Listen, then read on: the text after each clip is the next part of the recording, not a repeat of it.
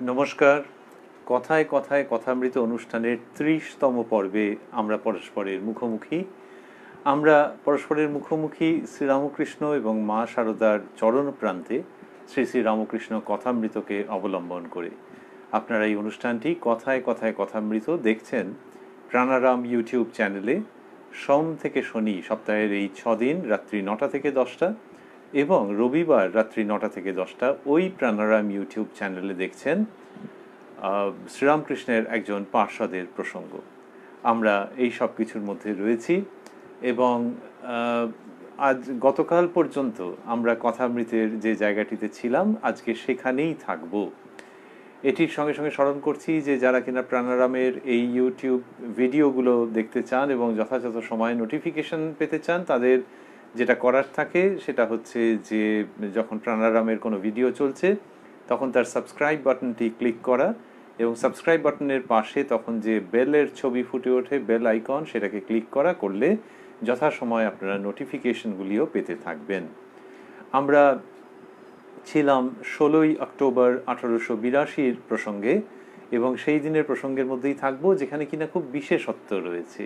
সেই বিশেষত্ব যুক্ত যে দিনটি সেই দিনকার প্রসঙ্গ, দুর্গাপুজোর সপ্তমীর সপ্তাহখানেক আগেকার প্রসঙ্গ, সেই দিনের খুব আনন্দে ভরা রিমার্কেবল যে প্রসঙ্গ, উল্লেখযোগ্য যে জায়গা, তারই মধ্যে আমরা অবস্থান করছি শ্রী শ্রী রামকৃষ্ণ কথামৃতকে অবলম্বন করে, যার সূচনায় কথামৃতকার শ্রীম উদ্ধৃত করেছেন তব কথামৃতম তপ্ত জীবনম কবিভিরীৃতম কলমশাপহম শ্রবণমঙ্গলং শ্রীমদাততম ভুবি গৃণন্তি ये ভূরিদা জনাঃ। আজ ঠাকুর শ্রীরামকৃষ্ণ মহানন্দে আছেন, এই কথা লিখেছেন মাস্টারমশাই। এটি আগের দিন আমরা এখানে ছিলাম, যেমনটি আমরা স্মরণ করছিলাম। আজ ঠাকুর শ্রীরামকৃষ্ণ মহানন্দে আছেন, দক্ষিণেশ্বর কালীবাড়িতে নরেন্দ্র আসিয়াছেন, আরও কয়েকটি অন্তরঙ্গ আছেন এবং তারিখটি মাস্টারমশাই লিখেছেন যে ১৬ই অক্টোবর ১৮৮২ সোমবার, আগামী বৃহস্পতিবার সপ্তমী তিথিতে শ্রী শ্রী দুর্গাপুজো। তাহলে এইরকম যে অবস্থা, আমরা বলছিলাম যে সপ্তাহখানেক, তা ঠিক নয়, জাস্ট মাত্র কয়েকদিনের ব্যবধান দুর্গাপুজোর। তো বৃহস্পতিবার বললেন যে সপ্তমী তিথিতে শ্রী শ্রী দুর্গাপূজা, তার আগেই মাস্টারমশাই গিয়ে উপস্থিত হয়েছেন এবং সেই দুর্গাপুজোর প্রাককালে যে দিনটি, সেই দিনকার কথায় কি লিখেছিলেন তিনি কথামৃততে আমরা সেখানে পাচ্ছি। তিনি লিখেছেন যে নরেন্দ্র ঠাকুরের কাছেই আহার করিলেন, আহারান্তে ঠাকুর শ্রীরামকৃষ্ণ তাহার ঘরের মেঝেতে বিছানা করিয়া দিতে বলিলেন, নরেন্দ্রাদি ভক্তেরা বিশেষত নরেন্দ্র বিশ্রাম করিবেন। তাহলে সকলেই আছেন, কিন্তু বিশেষভাবে নরেন্দ্রনাথের দিকে শ্রীরামকৃষ্ণের বেশি নজর, তার উপরেই যেন সমস্ত অ্যাটেনশনটা গিয়ে পড়ছে।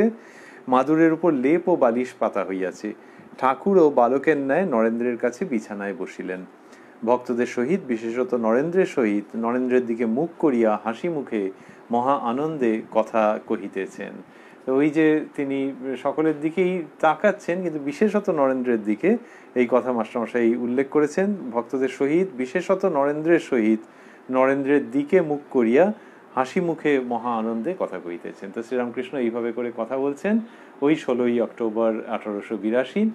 সেই সময় কি কথা বলছিলেন? তিনি তার নিজের জীবনের কথা বলছিলেন, কিন্তু নিজের জীবনের কথা মানে সেখানে খুব দৃষ্টান্তের ব্যাপার আছে, আবার মাঝে মাঝে মজাও করেছেন, শিক্ষণীয় প্রসঙ্গ থেকে গেছে। সেখানে তিনি বলেছেন কৃষ্ণ কিশোরের কথা বলেছেন, হলধারী দাদার কথা, তাদের কথা বলেছেন। বলতে বলতে যে জায়গাটাতে এসেছিলেন সেটা কোনখানটা আমরা গতদিন যেটা শুনেছিলাম গতকাল, সেটি হচ্ছে উনি বলছেন, উন্মাদ অবস্থায় লোককে ঠিক ঠিক কথা, হক কথা বলতুম, কারুকে মানতাম না, বড় লোক দেখলে ভয় হতো না।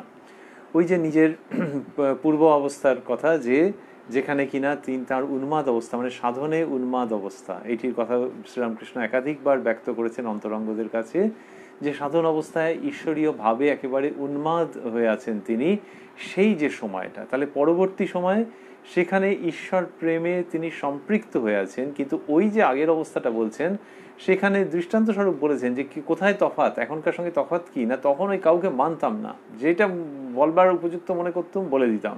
তার মানে এই যে একেবারে খুব অপ্রিয় সত্য বলতে ক্যাট ক্যাট করে যেটা বলে দেওয়া, সেরকম নয়। কিন্তু শ্রীরামকৃষ্ণই বলছেন যে বড় মাপের কোনো মানুষ, তাকে দেখলে কোনো ভয় হতো না, এবং সে কি ভাববে না ভাববে সেগুলো বলতুম না।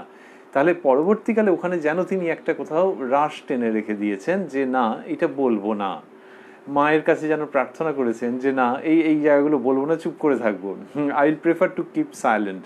কিন্তু ওই অবস্থাতে একেবারে বলে দিতেন, তাদের মানকে ছোট করছেন না, কিন্তু নিজের ভেতরে এমন একটা ভগবত ভাব যে ওই কার্টেসি, লোকের সঙ্গে কিভাবে চলতে হবে ইত্যাদি ইত্যাদি, ওগুলো আর মনের মধ্যে রেজিস্টারই করছেন না শ্রীরামকৃষ্ণ। সেইটির কথা আনন্দের সঙ্গে বলছেন সেই শ্রীরামকৃষ্ণ যিনি ওই সাধন যখন করেছেন তখন খুব তীব্র তার সেই অবস্থা, এবং বলেছেন এক এক জায়গায় যে সে দিন রাত কোথা দিয়ে চলে যেত, কোনো হুঁশ থাকতো না। আরও বলেছেন, আমরা আগের দিনে শুনেছি যে পইতে পড়ে যেত, যখন কেউ আপত্তি করেছেন যে পইতেটা পড়লো, তখন শ্রীরামকৃষ্ণ বলছেন তোমার এরকম উন্মাদ হলে তবে বুঝবে, তার মানে ঈশ্বরীয় ভাবে, কিন্তু সেই ঈশ্বরীয় ভাবের মধ্যে খুব গভীর আনন্দ, তীব্র আনন্দের অনুভূতি আছে, সেই জন্যই এত আনন্দ করে এটা বলছেন। এবং বলছেন কবে? ওই দুর্গাপুজোর আগে, আগামী বৃহস্পতিবার সপ্তমী তিথিতে শ্রী শ্রী দুর্গাপূজা, তার আগে একটা ছুটির মেজাজ, বাঙালি শরৎকাল দুর্গাপুজো, তার আগেই তো বলে মনের মধ্যে পুজোর বাজনা বাজতে আরম্ভ করে, তা সেটা তো এক ধরনের উৎসব। আর শ্রীরামকৃষ্ণ যেরকম ভাবে বলছেন এটা আর এক ধরনের অসাধারণ উৎসব, এর সঙ্গে কিছু তুলনা চলে না। যে ওই নরেন্দ্রনাথ রয়েছেন এবং সকালে খাওয়া দাওয়া হয়ে গেছে, তারপর ঘরের মেঝেতে বিছানা করে দিতে বলেছেন, এবং তখন ঠান্ডা পড়ছে আর কি, বুঝতেই পারা যায়, মাদুরের উপর লেপ ও বালিশ পাতা হইয়াছে। এবার ঠাকুরও বালকের ন্যায় নরেন্দ্রের কাছে বিছানায় বসিলেন, সেই বিছানায় ঠাকুর বসছেন এবং বাচ্চাদের মতো নরেন্দ্রনাথের কাছে বসে নিজের জীবনের কথা সমস্ত বলছেন। কিন্তু ওই আর কি, নিজের জীবনের কথা মানে এমনি ইয়ে নয়, জীবনী বলতে আমরা যেরকম বলি সেরকম নয়, কিছু থাকছে এর মধ্যে থেকে, অধ্যাত্ম দৃষ্টান্ত থাকছে যে এইরকম অবস্থা হয়। শ্রীরামকৃষ্ণ সেইটি বললেন যে উন্মাদ অবস্থায় লোককে ঠিক ঠিক কথা, হক কথা বলতুম। এইটা নরেন্দ্রনাথকে গল্প করছেন, নরেন্দ্রনাথ অন্যরা রয়েছে, বলার ভঙ্গিটা হচ্ছে জানিস সেই সময় এমন হতো না, কাউকে একবার মানতাম না, ওই সব কিচ্ছু মনের মধ্যে আসতো না, যা মনের মধ্যে আসতো একদম সঙ্গে সঙ্গে বলে দিতাম, এইরকমভাবে গল্প করছেন পুজোর আগে আগে। বলছেন যদু মল্লিকের বাগানে যতীন্দ্র এসেছিল, মানে যতীন্দ্রমোহন ঠাকুর বিখ্যাত জমিদার, তা পাথুরিয়াঘাটার বিখ্যাত জমিদার, খুব সম্মানিত পুরুষ সেকালকার, তা তার কথা বলছেন যদু মল্লিকের বাগানে, তার মানে যদুলাল মল্লিক তিনিও আরেকজন বিরাট সম্পন্ন মানুষ, তো তার বাগানে বলছেন যে যতীন্দ্র এসেছিল, আমিও সেখানে ছিলাম। আমি তাকে বললাম কর্তব্য কি, ঈশ্বর চিন্তা করাই আমাদের কর্তব্য কি না। তো শ্রীরামকৃষ্ণ মাঝে মাঝে এরকমভাবে বলতেন, কোনো সাধু মানুষকে দেখলে, কোনো মান্যগণ্য সমাজ যাকে মানে গণে, তাদের সঙ্গে মাঝে মাঝে এরকম বলতেন যে জীবনের উদ্দেশ্য কি, কিভাবে তাকে পাওয়া যায়, এরকম তিনি জিজ্ঞেস করতেন, যেন সকলের সঙ্গে শেয়ার করতে চাইতেন এই অমীয় প্রসঙ্গ, যে ভাগাভাগি করে নিতে চাই যে আমি এরকমভাবে বুঝেছি, তুমি কীরকমভাবে বুঝছো, তোমার কীরকম মত, এরকম জিজ্ঞেস করতেন। যিনি ভালো গান গাইছেন ভগবতভাবে, শ্রীরামকৃষ্ণ গিয়ে তাকে কত অনুরোধ করেছেন, কথামৃতের মধ্যে আমরা পাচ্ছি যে আচ্ছা বাবু আরেকবার গান হবে, এরকমভাবেও বলেছেন। তো এইরকম ঈশ্বরকে নিয়ে বিলাস, ঈশ্বরকে নিয়ে আনন্দ। তো যতীন্দ্রবাবুকে তিনি জিজ্ঞাসা করেছেন, বলছেন আমি তাকে বললাম কর্তব্য কি, ঈশ্বর চিন্তা করাই আমাদের কর্তব্য কি না। অর্থাৎ যেন মন চাইছে যে হ্যাঁ সে হ্যাঁ বলুক, এইভাবে করে নানানভাবে সেলিব্রেট করা এই প্রসঙ্গ। যারা খেলাধুলো ভালোবাসেন, সে যেখানেই যান না কেন তিনি, ও কোনো না কোনোভাবে খেলাধুলোর প্রসঙ্গে নিয়ে আসবে। কালকে আপনি ওই ইয়েটা দেখেছিলেন, রাত্রিবেলায় যে ম্যাচটা হলো ওটা দেখেছিলেন? আমি রিপ্লে দেখেছি, ও ওইখানটা কি দারুণ খেললো ইত্যাদি, নানান রকম সে খেলাধুলোর প্রসঙ্গে টেনে আনবেই। শ্রীরামকৃষ্ণ ধর্মের জগতে রয়েছেন, প্রাণের অনুভবের জায়গাতে রয়েছেন, সেই জন্য স্বাভাবিকভাবেই একজন শিক্ষিত সম্মানিত ব্যক্তি তার কাছে গিয়ে ওই প্রসঙ্গটা জিজ্ঞেস করেছেন যে এও ওরমভাবে পার্টিসিপেট করবে, কিন্তু হলো না। কি হলো? শ্রীরামকৃষ্ণ বলছেন যে আমি তাকে বললাম কর্তব্য কি, ঈশ্বর চিন্তা করাই আমাদের কর্তব্য কি না। যতীন্দ্র বললে আমরা সংসারী লোক, আমাদের কি আর মুক্তি আছে? রাজা যুধিষ্ঠিরই নরক দর্শন করেছিলেন। তাহলে বললেন যে ওই যুধিষ্ঠির ওই সংসারী লোক নরক দর্শন করেছিলেন, সুতরাং এই সব ঈশ্বর চিন্তা টিন্তা এগুলো হবে না, এই কথা বলে লাভ নেই, এসবগুলো হওয়ার নয়, এই ভঙ্গিতে বলেছেন, যেটা শ্রীরামকৃষ্ণের কাছে খুব অস্বস্তিকর ঠেকেছে, সুর কেটে গেছে যে এইসব কি বলছে। তাই এই ভঙ্গিতে যখন যতীন্দ্রবাবু বলেছেন, তখন শ্রীরামকৃষ্ণ বলছেন তখন আমার বড় রাগ হলো। বললাম তুমি কিরকম লোকগা, যুধিষ্ঠিরের কেবল নরক দর্শনই মনে করে রেখেছো? যুধিষ্ঠিরের সত্য কথা, ক্ষমা, ধৈর্য, বিবেক, বৈরাগ্য, ঈশ্বরে ভক্তি, এইসব কিছু মনে হয় না? আরো কত কি বলতে যাচ্ছিলাম, হৃদে আমার মুখ চেপে ধরলে। বলছেন আরো মুখে মানে একবারে টেম্পো এসে গিয়েছিল, আরো দিতাম চারটি, হৃদয়ে মুখ চেপে ধরলে, এরকম ভাবে বলছেন শ্রীরামকৃষ্ণ। খুব মিষ্টি ভঙ্গি আমার বলবার, যে এই যে 16ই অক্টোবরের শ্রীরামকৃষ্ণ, ইনি যেন সেই শ্রীরামকৃষ্ণকে নজর করছেন যে ও তখন যা রাগ হয়ে গিয়েছিল না, এইখানে যেন ইনি কালের দূরত্বে এবং মেজাজ মানসিকতার একটু দূরত্ব থেকে এই কথাটা বলছেন, যে যা হয়েছিল না এটা হতো একরকম হৃদয়ে আমার মুখ চেপে ধরলে। মানে বলার ভঙ্গিটা হচ্ছে যে ভাগ্যিস মুখ চেপে ধরেছিল, ভালোই করেছিল, এরকম ভাবে বলছেন। কিন্তু গল্পটা কি, গল্পটা হচ্ছে যখন উনি বলেছেন যে আমরা সংসারী লোক এসব বলেছেন, রাজা যুধিষ্ঠির নরক দর্শন করেছিলেন, তখন শ্রীরামকৃষ্ণ স্বাভাবিক সঙ্গত কারণেই তার প্রতিবাদ করেছেন যে যুধিষ্ঠির যদি বলো সংসারী লোক, তাহলে তার মধ্যে যে গুণগুলো প্রকাশ পেয়েছে সেইগুলো আলোচনা করব না? তাহলে যে কোনো সংসারের মধ্যে সেই গুণগুলো দেখতে চাইবো না? তাহলে ওই যে আখ্যানের মধ্যে ওগুলো রয়েছে, ওগুলো কিসের জন্য রয়েছে? তা সেইখানে বলছেন তিনি, তুমি কি রকম লোক গা, তার মানে তুমি লেখাপড়া জানা লোক, এত বেশ একটা কোট করে দিলে দুম করে, কোট যখন করে তখন পুরোপুরি দেখলে না তুমি কিরকম লোক গা। যুধিষ্ঠিরের কেবল নরক দর্শনই মনে করে রেখেছো? যুধিষ্ঠিরের সত্য কথা, ক্ষমা, ধৈর্য, বিবেক, বৈরাগ্য, ঈশ্বরে ভক্তি টপাটপ বলে দিলেন। তো সো যতীন্দ্রবাবু didn't have any answer presumably. তো বললেন যে সত্য কথা, ক্ষমা, ধৈর্য, বিবেক, বৈরাগ্য, ঈশ্বরে ভক্তি, এসব কিছু মনে হয় না? আরও কত কি বলতে যাচ্ছিলাম, হৃদয় আমার মুখ চেপে ধরলে, এরকম বললেন। তো শ্রীরামকৃষ্ণ ওই রকম রেগে গিয়ে ওইসব বলেছেন টলেছেন। এবার ওই যে মজা, যে আমার যে মাথায় রাগ চেপে গিয়েছিল না, সেটা যেমন মজার ভঙ্গিতে পরিবেশন করলেন, যে থিঙ্কিং ব্যাক, ওইটাতে মনে একটা মজা লাগছে, এটা বোঝা যাচ্ছে। আবার তারপরে একটু হিউমার আছে। বলছেন যতীন্দ্র একটু পরেই আমার একটু কাজ আছে বলে চলে গেল। তো আমার একটু কাজ আছে বলে চলে গেল মানে ভঙ্গি বোঝা যায় তো। কেউ একটা মিটিংয়ের মধ্যে থেকে, ফোন আসলে আসেনি, মোবাইল কানে চেপে ধরে হ্যাঁ 1 মিনিট বলতে বলতে উঠে গেলেন, লোকে দেখলেই বুঝতে পারে যে ও ফোন টোন আসেনি, ওইটা বলে পালিয়ে গেল, আর আসবে না মিটিংয়ে। তো বোঝা যায়। তো যতীন্দ্রবাবু বলেছেন যে একটু পরে আমার একটু কাজ আছে বলে চলে গেল, একটু কাজ মানে বুঝতেই পারা যাচ্ছে। তার শ্রীরামকৃষ্ণ এটা লিখলেন যে এরকম। আর ওই যে একটু কাজটা যে কি কাজ ছিল সেটা নিয়ে সন্দেহের একটা কারণও আছে, একটু বাদেই সেটা বলবেন। কিন্তু ওই আর কি, যে যেটা হক কথা সেটা বলে দিয়েছেন। শ্রীরামকৃষ্ণ অন্যত্র বলছেন, বাগবাদিনীর একটি কিরণ এলে পণ্ডিতগুলোকে কেঁচোর মতো দেখি। এই যে পণ্ডিতগুলোকে কেঁচোর মতো দেখি উনি বলছেন, তার মানে পণ্ডিতদের খাটো করছেন না, কিন্তু একজন পণ্ডিত মানুষকে দেখলে একটা ডিসপ্রপোর্শনেট ভয় লাগে, যে অনেক সময় যে না জানি কত জানে, আমার বলতে গিয়ে কি ভুল হয়ে যাবে। সেইটা বলছেন যে না, সেরকম হয় না যখন বাগবাদিনীর একটি কিরণ আসে, মানে ভেতরে জ্ঞান যখন আসছে, বা সেই জ্ঞান সাগরে যখন হিল্লোল তৈরি হচ্ছে, তখন ওই পণ্ডিত তার অনেক ডিগ্রি আছে, আমার কথা বলতে গিয়ে বেফাঁস হয়ে যাবে, এসব হবে না, কারণ ভেতরে বাগবাদিনী অবস্থান করছেন, তার কিরণ এসছে ভেতরে। শ্রীরামকৃষ্ণের অদ্ভুত ইঙ্গিতপূর্ণ ভাষায় কথা বলছেন, হিন্ট দিয়ে যাচ্ছেন শুধু, যে ওইটা যখন তার সঙ্গে যোগাযোগটা ফিল করা যায়, তখন আর ওই বাইরের দিক থেকে আগে যে ভয়গুলো লাগতো, যে পণ্ডিত ব্যক্তি বেফাঁস কথা বলে ফেলবো কিনা, সেই সব ভয়গুলো লাগবে না, কেঁচোর মতো মনে হয়। তো এই যে প্রত্যয়, সেটি যেমন একটা আধ্যাত্মিকতার স্বাক্ষর, তেমনি কিন্তু শ্রীরামকৃষ্ণের সমগ্র জীবনের নিরিখে যদি ভেবে দেখি, তাহলে কিন্তু সেইখানে বৈষ্ণব জনচিত যে বিনয় এবং অমানিকেও মান দেওয়া, সেটা নিটোল রয়েছে। কাউকে তিনি খাটো করছেন না, কিন্তু ওই পণ্ডিতকে দেখলে আমার মধ্যে যে ডিসপ্রপোর্শনেট ভয়, এইরকম ভাবে বলছেন যে সেইটি হয় না, বরং কেঁচোর মতো মনে হয় যখন বাগবাদিনীর একটি কিরণ আসে। কিন্তু তার মানে উনি আউটস্পোকেন নন, যে যা হোক বলে দিলাম, তার মনের মধ্যে খুব আঘাত লেগে গেল, এরকম নয়।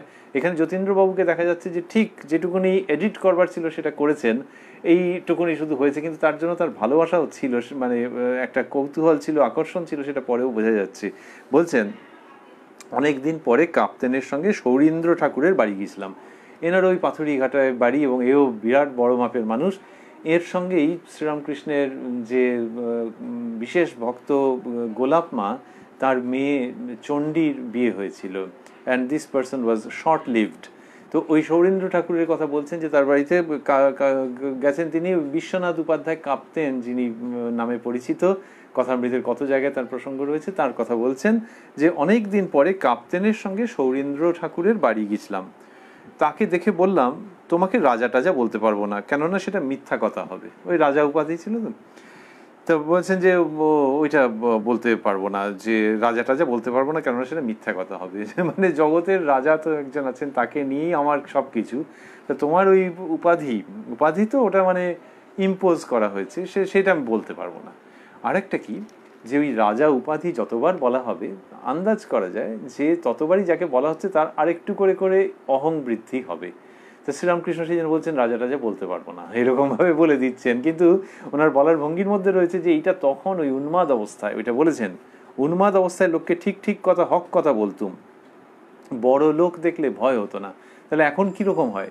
এখন হচ্ছে যে না, এখনও সেই একই ভাব, কিন্তু শুধু বলার জায়গাটাতে একটা কোথাও বর্ডার লাইন করে নিয়েছেন একটা। তো সেইটাই শ্রীরামকৃষ্ণর বলার ভঙ্গির মধ্যে রয়েছে। তো বললেন যে সৌরীন্দ্র ঠাকুরের বাড়ি, তাকে দেখে বললাম তোমাকে রাজা টাজা বলতে পারবো না, কেননা সেটা মিথ্যা কথা হবে, আমার সঙ্গে খানিকক্ষণ কথা কইলে। তারপর দেখলাম সাহেব টাহেব আনাগোনা করতে লাগলো, রজগুণী লোক নানা কাজ লয়ে আছে। যতীন্দ্রকে খবর পাঠানো হলো। তার মানে যতীন্দ্রবাবুর জন্য তার একটা ফিলিং রয়েছে, একটা মনের মধ্যে ভাব রয়েছে, আর সে কাছেই থাকেন তিনি, তাই তাকে খবর পাঠানো হলো। সে বলে পাঠালে আমার গলায় বেদনা হয়েছে, তো আসতে চাইলেন না আর কি। তো আগের বার যেটা বলা হয়েছে তার মানে সেটা খুব যে ভালোভাবে নিতে পেরেছেন তা হয়তো নয়, সেটা ছিল। কিন্তু তিনি তাহলে যতীন্দ্রবাবুকে ডেকে পাঠালেন কেন? ওই যে he is concern for that gentleman, তো সেখান থেকে ডেকে পাঠিয়েছেন, কিন্তু আসেনি। না আসাতে শ্রীরামকৃষ্ণের মনে হয় একটু একটু কষ্ট হয়েছে, আর ওইটা ভেবে হাসিও পেয়েছে যে ওই অবস্থায় আই কুডন্ট হেল্প, আমি তাকে যেটা বলবার সেটা বলে দিয়েছিলাম। ওই যুধিষ্ঠির নিয়ে, যুধিষ্ঠিরের এই সমস্ত জীবনের কথা নিয়ে ওরা একটা বেফাস কথা বলে ফেলেছিল, সেজন্য আমি যা বলে দিয়েছিলাম, আজকে ডাকলাম এলো না, বলছে গলায় ব্যথা হয়েছে, কি আর করা যাবে। তো এইরকম ভঙ্গিতে সেরকম বলছেন। আর বলে তারপর আরবার বলছেন, সেই উন্মাদ অবস্থায় আরেকদিন বরানগরের ঘাটে দেখলাম জয় মুখুজ্জে জপ করছে কিন্তু অন্যমনস্ক।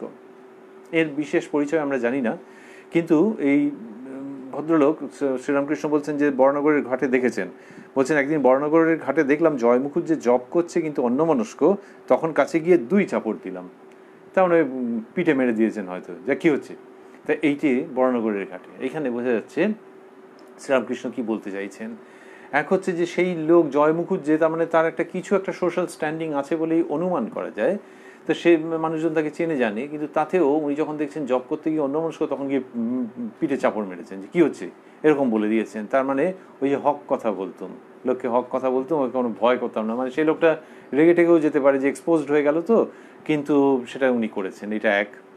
আরেকটা হচ্ছে যে জব করছে, উনি বললেন যে জয় মুখুজ্জে জব করছে কিন্তু অন্যমনস্ক, এটা কে বলতে পারে? এটা শ্রীরামকৃষ্ণ পারেন, অন্য কেউ তো আর এরকমভাবে পারবেন না। যে জব করার সময় অন্যমনস্ক, সেইটা তার চাহনি দেখে, তার বডি ল্যাঙ্গুয়েজ যেটাকে আমরা বলি, সেরকমভাবে দেখে শ্রীরামকৃষ্ণ বুঝছেন। অন্য কেউ যদি বোঝেনও, প্রথম কথা হচ্ছে যে বুঝলেও ওই রকমভাবে ডেফিনিট হয়ে বলতে পারবেন না এমনিতে যে সত্যি অন্যমনস্ক কি না। শ্রীরামকৃষ্ণ ডেফিনিট যে অন্যমনস্ক, আর তাতে ওই রকম গিয়ে চাপড় মারার কি হয়েছে, ওই জয়মগুজ্জে যা হয় হোক তা নয়।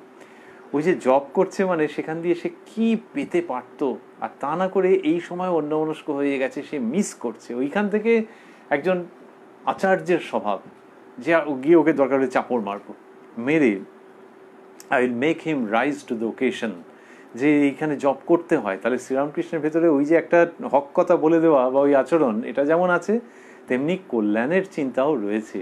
অন্য কেউ যদি বুঝতেও পারেন বাই চান্স যে না ওর ঠিক মতো হচ্ছে না কি দরকার বাবা, কিছু বলতে যাব না, শত্রু বাড়বে, কিন্তু শ্রীরামকৃষ্ণের সেইটি নেই। তার ব্যবহারের মধ্যে দিয়ে ওটা প্রকাশ পাচ্ছে যে ওইরকমভাবে সেখানে বলে দিয়েছেন। কিন্তু if it doesn't go down well with that person, সে যদি ভালোভাবে না নিতে পারে তাহলে কি করে হবে? এখন যতীন্দ্রবাবুর কথায় দেখা গেল, সৌরিন ঠাকুরের কথায় দেখা গেল যে এরা ঠিক ভালোভাবে জিনিসটা নিতে পারেনি। এখন ভালোভাবে যদি না নিতে পারে, হয়তো এইসব কারণেই শ্রীরামকৃষ্ণ পরবর্তীকালে ওই রকম একটা লক্ষণ রেখা রেখে দিয়েছেন যে না, এই জায়গাটা হলে আর বলবো না। আর বলবো না মানে তার দিক থেকে বলার ইচ্ছেটা যেন রয়েছে, অল আউট তিনি যেতে চাইছেন, কিন্তু যদি বললে ভুল বোঝে, ঠিক লাইটে যদি নিতে না পারে, তাহলে তার কল্যাণ হলো না। সেইখান থেকে হয়তো ঠিক করেছেন যে বলবো না। কিন্তু আরও আরেকজনের প্রসঙ্গ আসছে যিনি সেলিব্রিটি। শ্রীরামকৃষ্ণ বলছেন একদিন রাসমণি ঠাকুর বাড়িতে এসেছে, তার মানে দক্ষিণেশ্বর মন্দিরে তিনি এসছেন। তা বলছেন একদিন রাসমণি ঠাকুর বাড়িতে এসেছে, কালীঘরে এলো, পূজার সময় আসতো আর 2-1 গান গাইতে বলতো। গান গাচ্ছি দেখি সে অন্যমনস্ক হয়ে ফুল বাজছে, অমনি 2 চাপড়। তখন ব্যস্ত সমস্ত হয়ে হাত জোর করে রইল। কি অপূর্ব ঘটনা! রানীমাই তাকে এনেছেন, রামকুমার চট্টোপাধ্যায়কে এনেছেন, আর তার সঙ্গে তার ভাই এসছেন গদাধর চট্টোপাধ্যায়। তো ভাই কি আর আলাদা থাকবে ঝামাপুকুরে? রানীমা একদিক থেকে রামকুমার দাদার প্রতি খুব প্রসন্ন ছিলেন, থ্যাঙ্কফুল ছিলেন যে তিনি বিধান দিয়েছিলেন যে হ্যাঁ রানীমা যা করছেন ঠিক ঠিক আছে, না হলে মন্দির নিয়ে অনেক রকমের শোরগোল কানাকানি চলছিল। তখন রামকুমার চট্টোপাধ্যায় মহাশয় সব শাস্ত্রাদি দেখে পুঁথি টুথি দেখে বলেছিলেন যে সব ঠিক আছে, পুঁথিপাত্রা দেখে সেই সব বিধান দিয়েছিলেন। সেই জন্য রানীমা খুশি ছিলেন, আর তার ভাই ছোট ভট্টাচ বলতেন, তার উপরেও তিনি খুব খুশি ছিলেন, ভালোবাসতেন। এটা যেটা তার সঙ্গে তো একেবারে অন্য রকমের ব্যাপার যে 2 চাপড় দিলাম রানীমাকে, যে রানীমাকে সাহেবরা পর্যন্ত ভয় পায় এবং সাহেবদের ইররেগুলার আনফেয়ার অর্ডারকে আন্ডু করিয়েছেন রানী রাসমণি, দোর্দণ্ড প্রতাপ ভদ্রমহিলা, সেই তিনি তাকে 2 চাপড় দিয়েছেন। এবং যে কারণে পুল আপ করেছেন সেও তো খুব পার্সোনাল একটা ব্যাপার। সেটা কি? শ্রীরামকৃষ্ণ বলছেন কালীঘরে এলো, পূজার সময় আসতো আর 2-1টা গান গাইতে বলতো। তাহলে গান গাইতে বলছেন যে এমনিতে কোনো যদি পূজারি হতেন তা তো দারুণ ব্যাপার, যে মন্দিরের মালকিন যিনি, মন্দির যার ওনার যিনি, তিনি এসে গান গাইতে বলেছেন, চমৎকার। কিন্তু ঠাকুর দেখছেন, বলছেন গান গাচ্ছি দেখি যে অন্যমনস্ক হয়ে ফুল বাজছে। তা বললেন পূজার সময় আসতো আর 2-1টা গান গাইতে বলতো, গান গাচ্ছি দেখি যে অন্যমনস্ক হয়ে ফুল বাজছে। এখানেও ফুল বাজছেন, তাহলে সেখানে সেই সময় অন্যমনস্ক কি করে জানা গেল? এইটা শ্রীরামকৃষ্ণের power of observation, power of entering deep into the heart of somebody. শুধু দেখে বোঝাটা খুব মুশকিল, কেউ ফুল বাজছেন আর ঠাকুর গান গাইছেন, গান গাইছেন মানে গানের দিকে মনটা রয়েছে, মনোযোগ রয়েছে, তাহলে সেখানে যে ফুল বাজছে সে অন্যমনস্ক হয়েছে এটা বুঝছেন কি করে? কিন্তু সেই বোঝাটা যে অভ্রান্ত বোঝা যাচ্ছে, যে চাপড়ও মেরে দিয়েছেন, এবং not only that it went uncontested but রানীমা accepted it with due humility, যে ছোট ভট্টাচ ঠিকই করেছে। তো সুতরাং ওই অমনি 2 চাপড়, এমনিতে যদি হতো যে তাতে আবার শোরগোল পড়ে গেল মন্দিরে, তা তো হয়নি। তার মানে রানীমা বুঝে গেছেন যে এই ছোট ভট্টাচ এত কম বয়সী ছেলে, মায়ের পূজারী, সে কিন্তু ধরে ফেলেছে যে আমি অন্যমনস্ক ছিলাম ফুল বাজতে গিয়ে। তা বলছেন অমনি 2 চাপড়। তাই শ্রীরামকৃষ্ণ এটা বলছেন, তখন ব্যস্ত সমস্ত হয়ে হাত জোর করে রইল। রানীমার এই কথা তিনি ওই দক্ষিণেশ্বর মন্দিরে বসে বলছেন। 16ই অক্টোবর 1882 প্রসঙ্গ আমরা শুনছি, দুর্গাপুজোর মহাসপ্তমীর দিন 3 আগে আমরা শুনছি কথায় কথায় কথামৃত অনুষ্ঠানে, যেটি সপ্তাহে সোম থেকে শনি এই 6 দিন আপনারা শুনছেন প্রাণারাম ইউটিউব চ্যানেলে, এবং যেখানে রবিবার দিন রাত্রি 9টা থেকে 10টা, আগের অন্যগুলো 9টা থেকে 10টা, রবিবারেও 9টা থেকে 10টা থাকছে শ্রীরামকৃষ্ণের একজন পার্ষদের প্রসঙ্গ প্রাণারাম ইউটিউব চ্যানেলে। শ্রীরামকৃষ্ণ কথা বলছেন নরেন্দ্রের সঙ্গে গল্পের ভঙ্গিতে, এবং এই যে পরপর বললেন যতীন্দ্রবাবুর কথা, সৌরীন্দ্র ঠাকুরের কথা, জয় মুখুজ্জে, রানী রাসমণি, এদেরকে ওরকম যা হক কথা বলে দিয়েছেন, এইসবগুলো বলবার পর বলছেন হলদারিকে বললাম, দাদা এ কি স্বভাব হলো, কি উপায় করি? তখন মাকে ডাকতে ডাকতে ও স্বভাব গেল। কি সুন্দর, মাকে ডাকতে ডাকতে, তার মানে নিজের ভেতর দিকে ওটা ঠিক উনি চাননি যে এই যে মানুষকে যেটা মনের মধ্যে আসছে সেটা বলে দিচ্ছি, এইটে যেন না করতে হয়। এইখানে আমরা যদি অনুমান করবার চেষ্টা করি, যাচ্ছে ওর তো ভালোই ছিল, তো যে রানীমাকে ওটা তো বলে দেওয়াতে রানীমা তো হাত জোর করে রইল, তার মানে শি ওয়াজ কারেক্টেড। যতীনবাবু হয়তো একটু এক্সেপশন নিয়েছেন, যতীন্দ্রবাবু, সৌরীন্দ্রবাবুরও ওইসব কথা টথা ভালো লাগেনি, কিন্তু যা বলেছেন সেগুলো তো ঠিকঠাক। এইখানে বোঝা যাচ্ছে যে জেন্টলম্যান শ্রীরামকৃষ্ণ, তিনি দেখছেন যে না, গায়ে মেরে দিলাম, সে জয় মুখুজ্জে হোক আর রানী রাসমণি হোক, পড়াশ করে 2 চাপড় মেরে দিলাম, এটা করবো না মা, আমাকে এইরকম করিও না। তার মানে কি, যে তাহলে ভ্যাকুয়াম যাবে নাকি, ভয়েড যাবে নাকি ভেতরে ওনার ওই কল্যাণের ইচ্ছা? ভয়েড যাবে না, তার মানে হচ্ছে যে ভেতরে কল্যাণ ইচ্ছা পুরো জাগ্রত হয়ে যাচ্ছে। ওই মেরে দেবো 2 চাপড় কি মুখের ওপর বলে দেবো, ওইগুলো করবো না। কিন্তু না করলে ভেতরের সেই যে কল্যাণ করবার যে শক্তি, the conservation of that energy has to stand, সেই শক্তিটা তাহলে যাবে কোথায়? তার মানে মনে মনে তার কল্যাণ চাইবেন, মনে মনে মায়ের কাছে প্রার্থনা করবেন। এটি অনুমান করা যায় যে সেই চ্যানেলে ওটা প্রবাহিত হচ্ছে। তারপর থেকে শ্রীরামকৃষ্ণ বলছেন কি উপায় করি? তখন মাকে ডাকতে ডাকতে ও স্বভাব গেল, মাকে ডাকতে ডাকতে এইগুলো সমস্ত চলে গেল। তার মানে এই যে শ্রীরামকৃষ্ণ, এবং শ্রীরামকৃষ্ণ যে লোকের কল্যাণ করতে চাইছেন সেটা কিভাবে, পুরো কথামৃতের মধ্যে তো তাই রয়েছে, কত রকম ভাবে তিনি করছেন, এবং গায়ে চাপড় মারলে যা হয় তার থেকে বেশি করে দিচ্ছেন। কোথাও বলছেন যে সংসারী লোকের স্বভাব, যে সময় কাটছে না দেখে বেড়া বাঁধতে আরম্ভ করে। মাস্টারমশাই লিখছেন যে সকলে স্তব্ধ, মানে একদম টেলিং ওয়ার্ডস, টেলিং অ্যাটিটিউড, সেইভাবে করে শ্রীরামকৃষ্ণ বলছেন যে সময় কাটছে না দেখে বেড়া বাঁধতে আরম্ভ করে। তার মানে কি বোকার হদ্দ দেখো, যে ঈশ্বরের নাম করলে ভালো ছিল, ভগবানকে চিন্তা করলে ভালো ছিল, তা নয়, একটা শক্তি সম্পন্ন লোক বেড়া বাঁধছে, যেটা কেউ চায়নি। এই আহাম্মকি রাখবো কোথায়, জায়গা নেই। কিন্তু শ্রীরামকৃষ্ণ সেইটাকে ছোট্ট কথার মধ্যে দিয়ে এনে দিচ্ছেন। এই হুইপিং তিনি করছেন, কিন্তু গায়ে হাত দিচ্ছেন না। তো এই যে শ্রীরামকৃষ্ণ অন্যত্র বলছেন সংসারী জীবের স্বভাব, যে সে তার স্ত্রী কাঁদছে, যখন সে সংসারী জীব ডেড বেডের স্ত্রী কাঁদছে, যে তুমি তো চললে আমার কি হবে, এই সব বলছে, উল্টো পাল্টা ব্যাপার দেখো। আর সে লোকটাকেও বলিহারি, শ্রীরামকৃষ্ণ যেভাবে বলছেন যে সে চললো, এদিকে বলছে এমন কিপটে যে প্রদীপের সলতেটা বেশি করে জ্বলছে, কমিয়ে দাও, তেল পুড়ে যাচ্ছে। তা দুটোরই কর্তাগিন্নির অবস্থা বোঝো। এই যে কথা দিয়ে বলছেন, গায়ে চাপড় আর মারতে হচ্ছে না। তো এই জায়গাটা রয়েছে। আর যেখানে কিনা মিষ্টি করে বলে যাচ্ছেন, সেটা তো রয়েছে, এই সমস্তটা রয়েছে। এটা একটা দিক। আরেকটা দিক হচ্ছে, যিনি বলছেন যে পণ্ডিত ব্যক্তিকে দেখলে ভয় হতো না, হক কথা বলে দিত এই উন্মাদ অবস্থায় ইত্যাদি, তার যে মানসিকতাটা বোঝা যাচ্ছে, সেই মানসিকতাটা সম্পূর্ণতা পাচ্ছে আরেকটা জায়গায়। কিরকম, যে যতীন্দ্রবাবুকে ওরকম বললেন, সৌরেন্দ্রবাবুকে ওরকম বললেন, জয় মুখুজ্জে রানীর আসনে গায়ে চাপড় মেরে দিলেন, এইরকম যার অবস্থা, তিনি ভেতরে ভেতরে কিরকম, যখন তার ভেতরে ভেতরে মনে হচ্ছে যে না এটা একটু বাড়াবাড়ি হয়ে গেল, তখন তিনি কি করলেন, কি উপায় করি, তখন মাকে ডাকতে ডাকতে ও স্বভাব গেল। এই মায়ের সন্তান একটু হাত পা চালিয়ে দিয়েছেন, দিয়ে এখন যেই মনে হচ্ছে যে না ঠিক মতো হলো না, তখন মাকে ডাকতে ডাকতে ও স্বভাব গেল।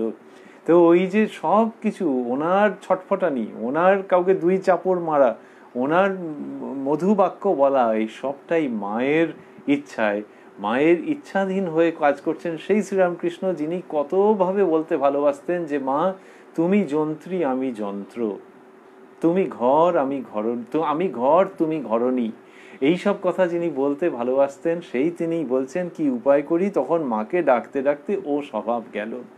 এখান থেকে শ্রীরামকৃষ্ণের কথার মধ্যে দিয়ে অন্য ইঙ্গিত থেকে যাচ্ছে যে মানুষের মধ্যেও যেখানে ওরকম অকওয়ার্ড ওয়েতে সত্যি কথা বলবার একটা জেদ চেপে যায়, ভালো প্রবণতা, এবং সেটা একটা বর্ডার লাইন ক্রস করলে একটা উদ্ভট জেদ, দ্যাটস নট গুড। তো সেইটা শ্রীরামকৃষ্ণ দেখাচ্ছেন, তার জীবন দিয়েও দেখাচ্ছেন, কিন্তু নরেন্দ্রনাথের সঙ্গে গল্পের ভঙ্গিতে বলছেন। 16ই অক্টোবর 1882 দুর্গাপুজোর ঠিক আগে আগে গল্পের ভঙ্গিতে বোঝাচ্ছেন, কিন্তু তার মধ্যে এই বার্তা থেকে যাচ্ছে যে যেটাতে সেই লোকটা আলটিমেটলি শোধরাবে না, সেই কথাটা বলে যেন কেউ ধর্মের বীরত্ব প্রকাশ না করেন, সেটা অপাত্রে চলে যেতে পারে, ঠিক ঠিক কাজ না হতে পারে, বরং মায়ের কাছে প্রার্থনা করে জগতের কল্যাণের জন্য মা যেটা করাতে চান সেইটা করা, এইরকম জায়গায় শ্রীরামকৃষ্ণ এনে দিচ্ছেন। তারপরে ওই একটু আগে রানী রাসমণির কথা বলেছেন, এবারে মথুরবাবুর কথা বলবেন, কি সুন্দর বলছেন, ওই অবস্থায় ঈশ্বর কথা বই আর কিছু ভালো লাগে না, বিষয়ের কথা শুনলে বসে বসে কাঁদতাম। মথুরবাবু যখন সঙ্গে করে তীর্থে লয়ে গেল, তখন কাশীতে রাজাবাবুর বাড়িতে কয়েকদিন আমরা ছিলাম। মথুরবাবুর সঙ্গে বৈঠকখানায় বসে আছি, রাজাবাবুরাও বসে আছি। দেখি তারা বিষয়ের কথা কইছে, এত টাকা লোকসান হয়েছে, এই সব কথা। তা বলছেন যে ওই অবস্থায়, মানে ওই যে ঈশ্বর যে উন্মাদ অবস্থা, বলছেন ওই অবস্থায় ঈশ্বর কথা বই আর কিছু ভালো লাগে না, যে একটা সেকেন্ডও ঈশ্বরীয় প্রসঙ্গ ছাড়া ভালো লাগে না। Intense yearning for God, yearning for divine talks, যে ওটা ছাড়া আর কিছু ভালো লাগছে না, এইটার জন্য ইন্টেন্স। এই যে শ্রীরামকৃষ্ণকে আমরা দেখছি 1882-তে, তাঁরও তো সেই অবস্থা, তিনি তো ঈশ্বরীয় প্রসঙ্গ ছাড়া থাকতে পারছেন না। এমনকি মাস্টারমশাই প্রথম দিন গিয়ে দেখলেন যে একটু আধটু জিজ্ঞেস করেছিলেন যে কোথায় এসেছো, কি করো, এরকম কিছু জিজ্ঞেস করেছিলেন, কিন্তু যখন উত্তর দিচ্ছেন মাস্টারমশাই, তখন ঠাকুর অন্যমনস্ক। মাস্টারমশাই পরে জেনেছিলেন যে সন্ধ্যার পর এরকম ভাব হয়, তার মানে তো তিনি অহর্নিশ ঈশ্বর চিন্তার মধ্যেই রয়েছেন। মাস্টারমশাই লিখেছেন এইসব কথা, যে অহর্নিশ ঈশ্বর প্রেমে মাতোয়ারা, এইভাবে করে লিখেছেন। তাহলে এই যে শ্রীরামকৃষ্ণ বললেন যে ওই অবস্থায় ঈশ্বর কথা বই আর কিছু ভালো লাগে না, তার মানে দুটো, একটা হচ্ছে যে ওই ইন্টেন্সিটিটা আরো বেশি, প্রথম অবস্থায় অনুরাগের তীব্রতা আরো বেশি, আরেকটা হচ্ছে যে যেখানে দেখছেন যে ওখান থেকে অন্যরকম কিছু এটা ওটা কথা হচ্ছে, তখন শার্পলি রিয়াক্ট করছেন, যেটা এখন হয় না। ওই মার কাছে প্রার্থনা করে ওটা চলে গেছে। তো সেই অবস্থার কথায় আমরা ফিরছি, যেটি শ্রীরামকৃষ্ণ বলছেন যে মথুরবাবু যখন সঙ্গে করে তীর্থে লয়ে গেল, তখন কাশীতে রাজাবাবুর বাড়িতে কয়েকদিন আমরা ছিলাম। কোনো একজন ধনাঢ্য ব্যক্তি সেই কাশিতে তিনি, তার মানে কাশিতে গেছেন খুব আনন্দ করে, যে অত বড় তীর্থস্থান সেখানে শ্রীরামকৃষ্ণ গেছেন, মথুরবাবু নিয়ে গেছেন। মথুরবাবু নিয়ে যাওয়া মানে তো বিরাট ব্যবস্থা। এইবারে বৈঠকখানায় বসে আছেন, রাজাবাবুরাও বসে আছে, দেখি তারা বিষয়ের কথা কইছে। ওখানে গিয়ে শ্রীরামকৃষ্ণ এটা দেখছেন, এত টাকা লোকসান হয়েছে এই সব কথা। তো এই ঠাকুর বসে আছেন আর তার সমস্ত সেবা যত্নের মথুরবাবু ব্যবস্থা করেছেন, কিন্তু এটা খেয়াল করছেন না যে উনি তো এই কথাগুলোর মধ্যে থাকতে পারছেন না। ওনার সত্তা এখানে হাঁপিয়ে উঠছে, একেবারে জলের বাইরে মাছ যেমন অবস্থায় সেরকম হচ্ছে। শ্রীরামকৃষ্ণ বলছেন যে দেখি তারা বিষয়ের কথা কইছে, এত টাকা লোকসান হয়েছে এইসব কথা। আমি কাঁদতে লাগলাম, বললাম মা কোথায় আনলে? আবারও সেই মা বলছেন, বললাম মা কোথায় আনলে? আমি যে রাসমণির মন্দিরে খুব ভালো ছিলাম, তীর্থ করতে এসেও সেই কামিনী কাঞ্চনের কথা, কিন্তু সেখানে তো বিষয়ের কথা শুনতে হয় নাই। সেখানে মানে দক্ষিণেশ্বরে। তা বলছেন যে কাঁদছেন তিনি যে মা কোথায় আনলে? আমি যে রাসমণির মন্দিরে খুব ভালো ছিলাম। এই রাসমণিকে কত ভালোবেসেছেন বোঝা যাচ্ছে। বলছে আমি যে রাসমণির মন্দিরে খুব ভালো ছিলাম।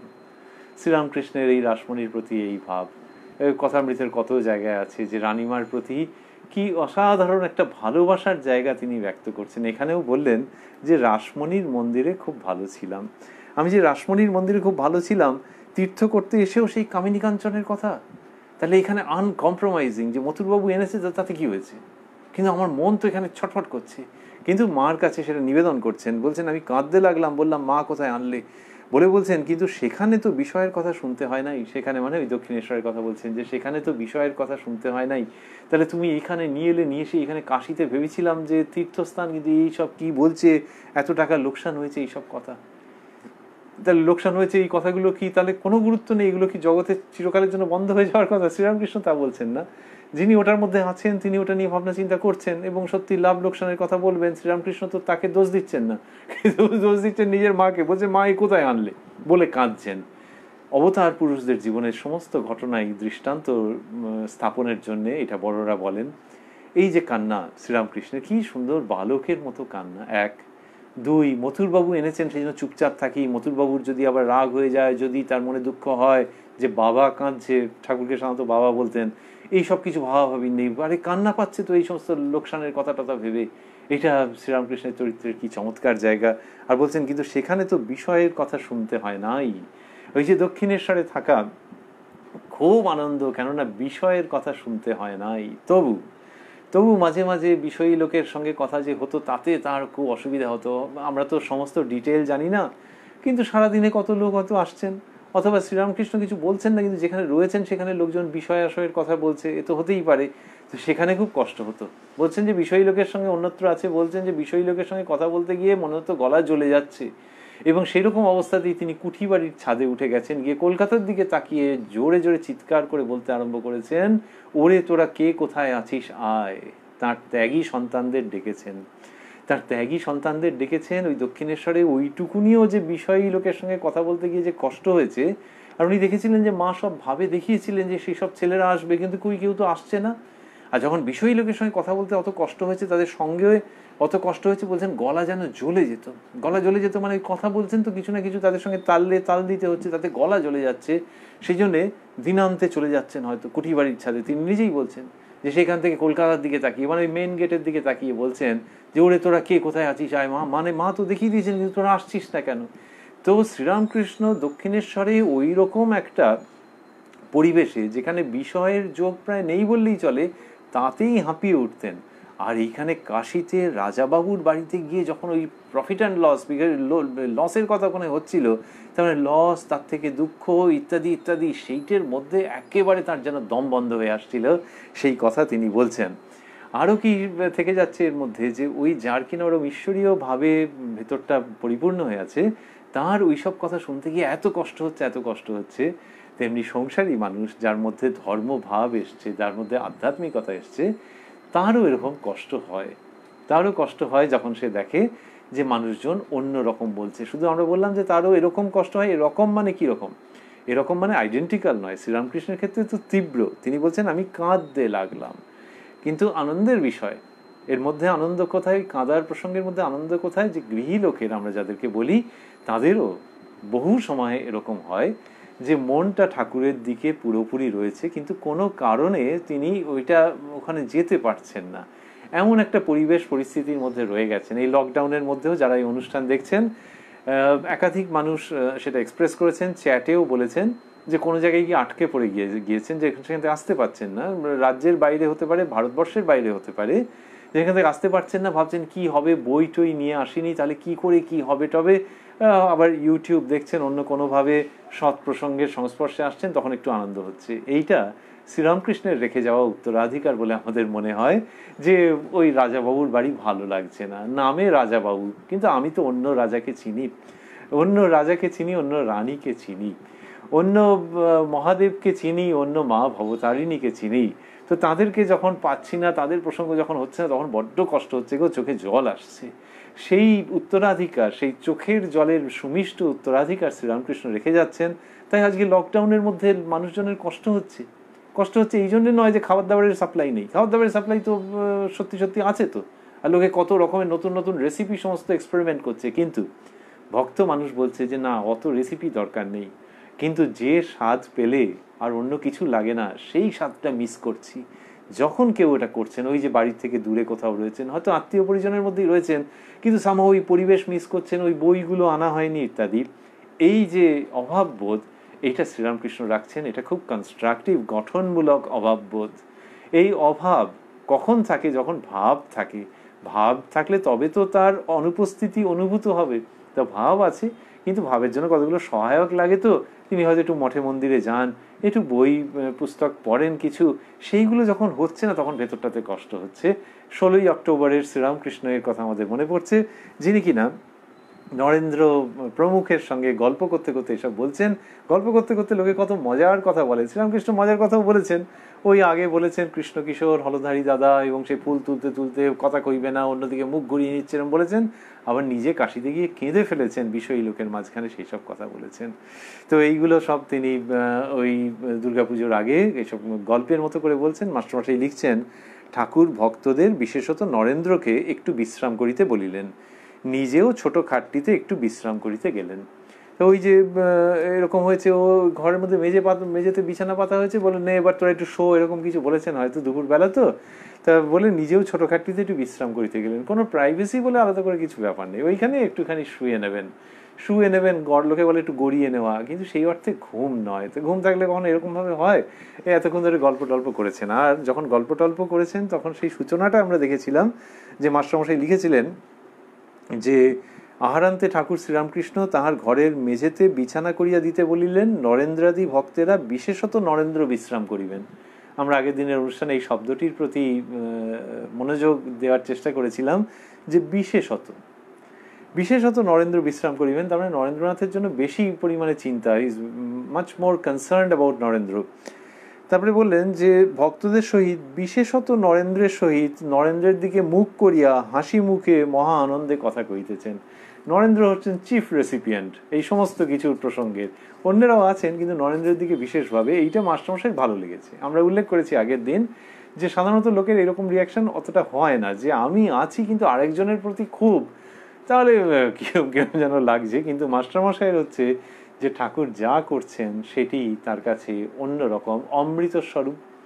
ঠাকুরের যে ভাবনা তিনি দেখছেন, সেই নরেন্দ্রকে ভালোবাসছেন, সেইটা যখন ঠাকুরের ওই ভাবনা এর কাছে আসছে, তখন সেটি অমৃতের মতো আমরা বলছিলাম, চরণামৃতের মতো আমরা বলছি, যে চরণামৃতের মতো যেন এটি আসছে, যে ঠাকুরের এই ভাব ভায়া নরেন্দ্র আমার কাছে এসে পৌঁছচ্ছে। আমি দেখছি যে ওহ, নরেন্দ্রের জন্য তার কি টান। আরে আমি তো বসে আছি, কিন্তু এখানে হচ্ছে হুইজ আমি নেই, নরেন্দ্রের জন্য তার ভাবনা, নরেন্দ্রের জন্য তার ভালোবাসা, সেগুলো দেখছি। কখনো রাখালের জন্য দেখছি, কখনো অন্যজনের জন্য দেখছি, কিন্তু আমি শ্রীরামকৃষ্ণকেই দেখছি, আমাকে প্লিজ এর মধ্যে জড়িও না। এই যে মাস্টারমশাইয়ের ভাব, সেটি আমরা দেখতে পাচ্ছি এখানে। আবারও বললেন, ঠাকুর ভক্তদের বিশেষত নরেন্দ্রকে একটু বিশ্রাম করিতে বলিলেন। এর মধ্যে নরেন্দ্র বা তখনকার স্বামী বিবেকানন্দ যখন কথামৃত রচিত হয়েছে, তার প্রতিও মাস্টারমশাইয়ের যে ভাব, যে শ্রদ্ধা, সেটিও আছে। আবার ওই যে বলছি যে যখন ওটা ঘটেছে তখন যে ঠাকুর যেরকমভাবে বিহেভ করেছেন, সেখানেও ঠাকুরের প্রতি পূর্ণ শরণাগতি। আর অন্য শব্দ আমরা পাচ্ছি না। শরণাগতি বলে ধর্মের দিক থেকে, আধ্যাত্মিকতার দিক থেকে বোঝায়, কিন্তু লৌকিক দিক থেকেও যখন দেখছি যে আমি রয়েছি বটে, আমি প্রায় নজরই পাচ্ছি না সবটা নরেন্দ্রের দিকে, এই ভাবটা কি শব্দ দিয়ে ব্যবহার করা যাবে আমরা নিশ্চিত নই, কিন্তু এই ভাবটাও মাস্টারমশাইয়ের পুরোপুরি রয়েছে। এ এক অদ্ভুত শরণাগতি, সমর্পণ ইত্যাদি। তো বললেন যে নিজেও ছোটখাটটিতে একটু বিশ্রাম করিতে গেলেন। বৈকাল হইয়াছে, নরেন্দ্র গান গাইতেছেন। তাহলে বৈকাল, এর আগে কি লেখা ছিল? আগে লেখা ছিল যে আহারান্তে ঠাকুর শ্রীরামকৃষ্ণ তার ঘরের মেঝেতে বিছানা করিয়া দিতে বলিলেন। এটি অক্টোবরের 16 তারিখ, তার মানে মিড অক্টোবর। তাহলে মিড অক্টোবর যদি আহারান্তে হয়ে থাকে তাহলে সেটা কটার সময় হবে? 12টা, 12:30 এরকম হবে হয়তো। এবার ঠাকুর যে কথাগুলো বলছেন সেগুলো বলতে বলতে কতক্ষণ? 1টা 1:30 হয়ে থাকবে। তাহলে এই যে বৈকাল হইয়াছে, তাহলে অক্টোবরের বৈকাল মানে ওই 3:30 4:30 দিকে হবে। তাহলে এইটুকুনি সময় একটু বিশ্রাম, নামমাত্র বিশ্রাম। আর আমরা বলছিলাম 1টা 1:30 অবধি হয়তো ঠাকুর কথা বলেছেন, আরো বেশিক্ষণও হয়ে থাকতে পারে। তাহলে এইটুকুনি সময় শুধু বিশ্রাম যে নিয়েছেন, এই বিশ্রামটা যে ঠাকুরের ক্ষেত্রে অত্যন্ত কম তাতে কোনো সন্দেহ নেই। তা সেটা তিনি নিয়েছেন, নিয়ে তারপরেই আবার বিকেলের কথাবার্তা সব শুরু হয়ে গেছে। তা বলছেন বৈকাল হইয়াছে, নরেন্দ্র গান গাহিতেছেন। তা বিকেল হয়ে গেছে, এবার নরেন্দ্রনাথ গান গাইছেন। ওই সামান্য বিশ্রামের পর এইসব ঘটনা ঘটছে। আর লিখলেন যে নরেন্দ্র গান গাহিতেছেন, রাখাল, লাটু, মাস্টার, নরেন্দ্রের ব্রাহ্ম বন্ধু, প্রিয়, হাজরা সকলে আছেন। তো বিকেলবেলায় একেবারে অন্য রকমের মজলিস, তখন নরেন্দ্রনাথ গান গাইছেন। আবারও ভাবছি নরেন্দ্রনাথ কখন এসছেন? সকালবেলায় এসছেন। মাস্টারমশাই লিখেছেন যে নরেন্দ্র ঠাকুর বাড়িতে আসিয়া স্নান করিয়া প্রসাদ পাইয়াছেন। তার মানে ঠাকুরের খুবই আনন্দের দিন বোঝা যাচ্ছে, মাস্টারমশাইও সেটির উল্লেখ করেছেন। তো এখানে বিকেলবেলায় নরেন্দ্র গান গাহিতেছেন।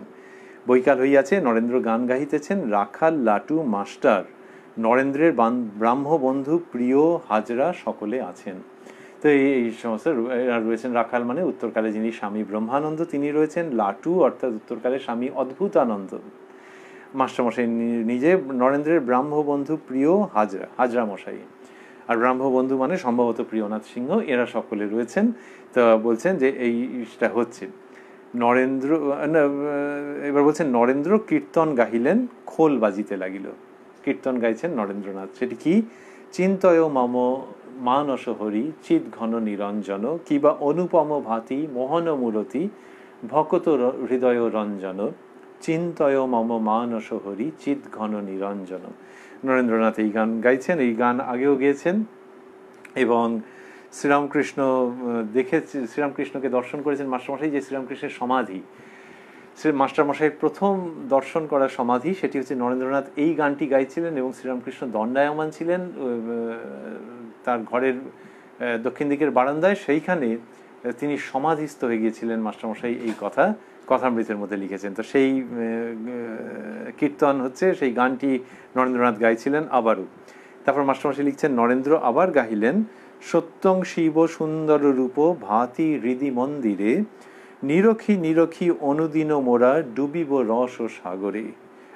নিরখি নিরখি অনুদিন মোরা, ডুবিব রূপ ও সাগরে, এই গান গাইলেন। আর কি? আর হচ্ছে আনন্দ বদনে বল মধুর ব্রহ্ম নাম, নামে উথলিবে সুধা সিন্ধু, প্রিয় অবিরাম, ইত্যাদি। এইসব গান যখন গাইছেন তারপর তখন কি হচ্ছে? মাস্টারমশাই লিখলেন কথামৃততে, খোল কর্তাল লইয়া কীর্তন হইতেছে, নরেন্দ্রাদি ভক্তেরা ঠাকুরকে বেরিয়া বেরিয়া কীর্তন করিতেছেন। কখনো গাইতেছেন প্রেমানন্দ রসে হওরে চিরমগন, আবার কখনো গাইতেছেন সত্যং শিব সুন্দর রূপ, ভাতি হৃদি মন্দিরে। অবশেষে নরেন্দ্র নিজে খোল ধরিয়াছেন ও মত্ত হইয়া ঠাকুরের সঙ্গে গাইতেছেন, আনন্দ বদনে বল মধুর হরিনাম। এইসব দৃশ্য কথামৃতের মধ্যে রচিত হয়েছে। এগুলি মনে হয় এক একটি নাটকের দৃশ্য, অথবা মনে হয় রং তুলি দিয়ে আঁকা এক একটি জীবন্ত চিত্র। কি হচ্ছে? খোল কর্তাল নিয়ে কীর্তন হচ্ছে। তাহলে বিকেল বেলায় এইসব কাণ্ড কারখানা হচ্ছে। কোনখানটায় হচ্ছে কি জানি, কেননা মাস্টারমশাই লিখছেন যে বৈকাল হইয়াছে, নরেন্দ্র গান গাহিতেছেন। এখন ঠাকুরের ঘরের মধ্যেই হওয়ার সম্ভাবনা, আবার বারান্দাতেও হতে পারে। তো সেখানে কীর্তন হচ্ছে, এতজন মিলে পার্টিসিপেট করেছেন। তা ঘরের মধ্যেও হতো, ঘরের মধ্যেও একেবারে উদ্দাম পবিত্র ঈশ্বরীয় রসে পরিপূর্ণ হয়ে সকলে মিলে কীর্তন করছেন। এরকম কতবার এই দৃশ্য সংগঠিত হয়েছে যখন মনে হয়েছে যে এই ধরাধামে স্বর্গ নেমে এসছে। তো খোল কর্তাল লইয়া কীর্তন হইতেছে, নরেন্দ্রাদি ভক্তেরা ঠাকুরকে বেরিয়া বেরিয়া কীর্তন করিতেছেন। তার মানে ঠাকুর মাঝখানে রয়েছেন, আর নরেন্দ্র প্রমুখ ভক্তেরা তাকে সার্কেল করে কীর্তন করছেন। আর ঠাকুর মাঝখানে কিরকম রয়েছেন, তিনিও নাচছেন, যা ভঙ্গি বোঝা যাচ্ছে। কীর্তন মানে যেখানে নৃত্য আছে, গীতও আছে, নৃত্য গীত সহকারে। তো এই কীর্তন হচ্ছে, তার মানে ঠাকুরও ওই জায়গাতে দাঁড়িয়ে অঙ্গভঙ্গি সহকারে নৃত্য করছেন। আর নরেন্দ্রাদি ভক্তেরা ঠাকুরকে বেরিয়া বেরিয়া কীর্তন করিতেছেন। এই যে মাঝখানে যিনি রয়েছেন, আর এরা বেরিয়া বেরিয়া কীর্তন করিতেছেন, ঠিক যেন সৌরমণ্ডল, যে মাঝখানে সেই দিবাকর শ্রীরামকৃষ্ণ উপস্থিত, তাঁরই জ্যোতিতে জগৎ আলোকিত, আর গ্রহগুলি ঘুরছে চারিদিকে। শ্রীরামকৃষ্ণের এই ভক্তেরা তাঁরা রয়েছেন, এবং কি হয়েছে বলছেন, নরেন্দ্রাদি ভক্তেরা ঠাকুরকে বেরিয়া বেরিয়া কীর্তন করিতেছেন। আমাদের উপনিষদে আছে যে সমস্ত কিছুই আনন্দে হচ্ছে, এই জগৎ আনন্দ দিয়ে গড়া। এইখানে যেন তারই একটি অদ্ভুত রূপ মাস্টারমশাই দেখছেন। The date was incidentally 16th October 1882।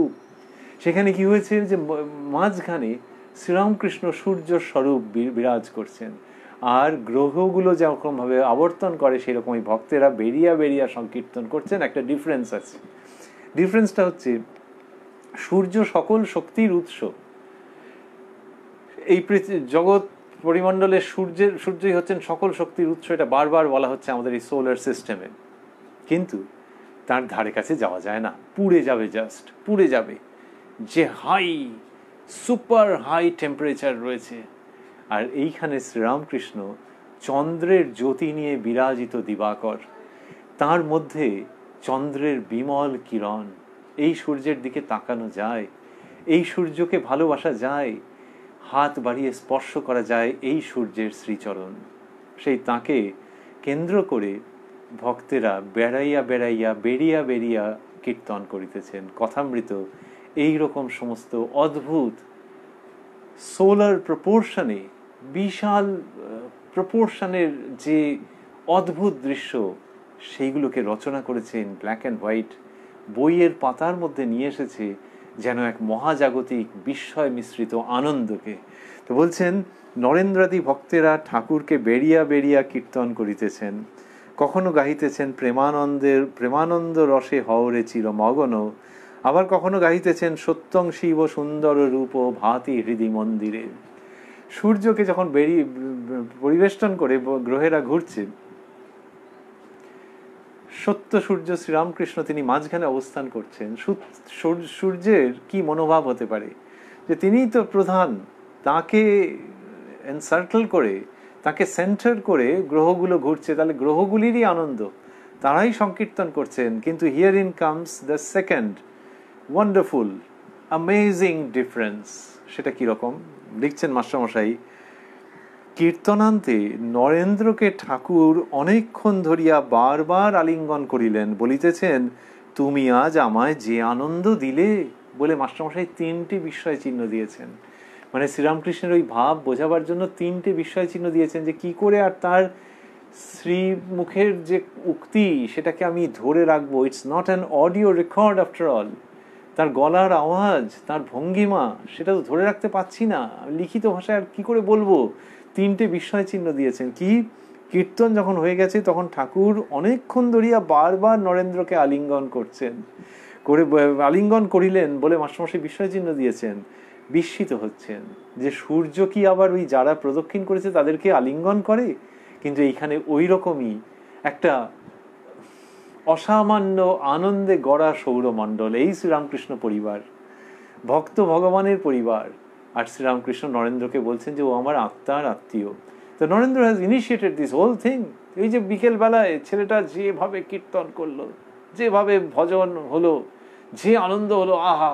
তা শ্রীরাম মাস্টারমশাই লিখছেন যে ঠাকুর বলছেন, তুমি আজ আমায় যে আনন্দ দিলে। এই শ্রীরামকৃষ্ণ কে? ইনি কি ভগবান নাকি ইনি ভক্ত শ্রেষ্ঠ? বোঝা যায় না, এবং বোঝা যায় না বলে হি ইজ সো সুইট। কখনো মনে হয় ভগবান স্বয়ং অবতীর্ণ, আবার এখানে মনে হচ্ছে ইনি ভক্ত শ্রেষ্ঠ। নরেন্দ্রকে যেন বলছেন, I am indebted to you, I am grateful to you, তুমি আমায় যে আনন্দ দিলে, মানে তুমি না এলে এইটা হতো না। এই ভঙ্গি তো তার ইনডেটেডনেস, তার গ্রেটফুলনেস, মানে একটা অন্যরকম, যে তুমি তোমার জন্য আজকে এই আনন্দ হলো, স্বর্গীয় আনন্দ। সেই নরেন্দ্রনাথকে বলছেন যাকে তিনি ভাবে দেখেছিলেন যে সপ্তর্ষি মণ্ডলের মধ্যে সেই শ্রেষ্ঠ ঋষি, তাকে গলা জড়িয়ে ধরে একটি বালক বলছে যে আমি যাচ্ছি, তুমিও এসো। শ্রীরামকৃষ্ণ নিজ মুখে ব্যক্ত করেছিলেন ভক্ত সন্তানদের কাছে যে তিনি সেই শিশু, আর ওই অখণ্ড জ্যোতিতে গড়া আনন্দ ঘন তনু ঋষি তিনি নরেন্দ্রনাথ বা উত্তরকালের যিনি বিবেকানন্দ, তাকে ওই শিশু রিকোয়েস্ট করে জগতে নিয়ে আসছেন। আর তারপরে এই দৃশ্য পাচ্ছি হঠাৎ করে, যেন 16 অক্টোবর 1882, যেদিন কিনা তাকে জড়িয়ে ধরছেন, ধরে বলছেন তুমি আজ আমায় যে আনন্দ দিলে। তো এইখানে শ্রীরামকৃষ্ণ যেন ভক্ত চূড়ামণি, তিনি নরেন্দ্রনাথকে বলছেন যে তুমি আমাকে যে আনন্দ দিলে। অন্যভাবে ভাবতে গেলে যে ভগবান যেন নিজেরই রসে নিজে বিভোর, নিজেরই আনন্দে নিজে বিভোর, যে এই ছেলেটা তার অতি প্রিয় নরেন, কখনো লোরেন এইসব বলেছেন, যে সে আজকে আমাকে এই আনন্দ দিয়েছে। আত্মানন্দে বিভোর ভগবান, এই অপূর্ব বর্ণনা, এই অপূর্ব সাধন সংকেত শ্রীরামকৃষ্ণের কৃপায় মাস্টারমশাই কথামৃতের মধ্যে স্থাপন করে গেছেন। সেই প্রসঙ্গের মধ্যে রয়েছি। করতে করতে রাত হচ্ছে, মাস্টারমশাই লিখছেন আবারও ওই আগের প্রসঙ্গের ফুট ধরে, আজ ঠাকুরের হৃদয় মধ্যস্থ প্রেমের উৎসব উচ্ছ্বসিত হইয়াছে। প্রেমের উৎস উচ্ছ্বসিত হইয়াছে, আজ ঠাকুরের হৃদয় মধ্যস্থ প্রেমের উৎস উচ্ছ্বসিত হইয়াছে। তাই এটা বললেন যে অদ্ভুত ব্যাপার স্যাপার সমস্ত হচ্ছে। কিরকম হচ্ছে, যে বলছেন যে ভেতরের যে প্রেমের উৎস সেটি উচ্ছ্বসিত হইয়াছে। এ বোঝা যায় যে ভেতরে কিরকম হচ্ছে। মাস্টারমশাইয়ের বর্ণনা অনুযায়ী তিনি যেভাবে আমাদের শিক্ষা দিচ্ছেন, কথামৃতের মধ্যে যেভাবে আমাদের পথ দেখাচ্ছেন, যে ঠাকুরের ভেতরে একটা প্রেমের উৎস সেটা উচ্ছ্বসিত হয়েছে, যেন বাঁধ ভাঙা, ছাপিয়ে যাচ্ছে নিজেকে। এবং তারই যে এক্সপ্রেশন মাস্টারমশাই দেখেছেন, ধন্য হয়ে গেছেন। তার থেকে কি পাচ্ছি, এক হচ্ছে যে ওই বাঁধ ভাঙা উচ্ছ্বাস, আরেকটা হচ্ছে যে প্রেমের উৎস, যে তার মানে ভালোবাসা। এই ভালোবাসার দুটো দিক, একটা হচ্ছে ঈশ্বরীয় প্রেম, আরেকটা হচ্ছে মানব প্রেম। এই দুটো তো মাস্টারমশাই একসঙ্গে দেখেছেন এবং দুটোকে তফাৎ করা যায় না। ভালোবাসছেন, মানুষকে ভালোবাসছেন বলেই তো এত করে কথা বলেছেন।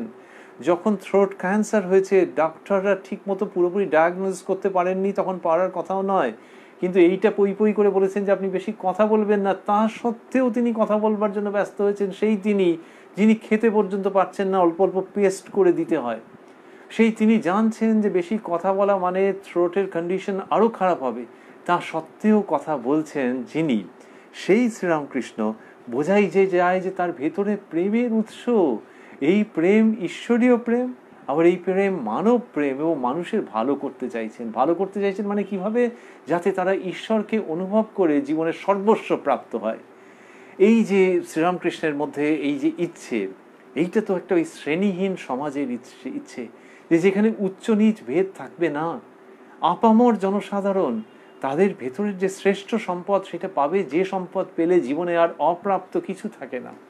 সেইটার জন্য শ্রীরামকৃষ্ণের সাধনা, সেইটার জন্যই শ্রীরামকৃষ্ণের এই মানুষকে নিয়ে এত ভাবনা চিন্তা। যখন মানবভাবে শ্রীরামকৃষ্ণকে দেখছি, তখন ভাবছি যে তিনি এইরকম করে দিতে চাইছেন। আর অন্যভাবে দেখতে গেলে ঈশ্বর অবতীর্ণ হয়েছেন মানুষের রূপে, কিন্তু এই উদগ্র মানব প্রেম তার মধ্যে থেকে উচ্ছ্বসিত হয়ে উঠছে, যেটা দেখলে তাকে একজন প্রেমিক মানুষ বলেও ভাবতে ইচ্ছে করছে। What a beautiful combination and synthesis যেটি শ্রীরামকৃষ্ণের মধ্যে পাওয়া যাচ্ছে।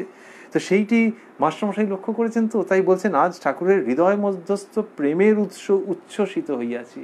এই যে প্রেমের উৎস, যে ভেতরের প্রচন্ড ভালোবাসা, brings us to the lotus feet of the holy mother, যিনি বলছেন, মা শারদা, যিনি বলছেন যে বাবা জানো তো, ঠাকুরের জগতের উপর মাতৃভাব ছিল। তাহলে এই মাতৃভাব মানে প্রেমের উৎস, যে সকলকে ভালোবাসা।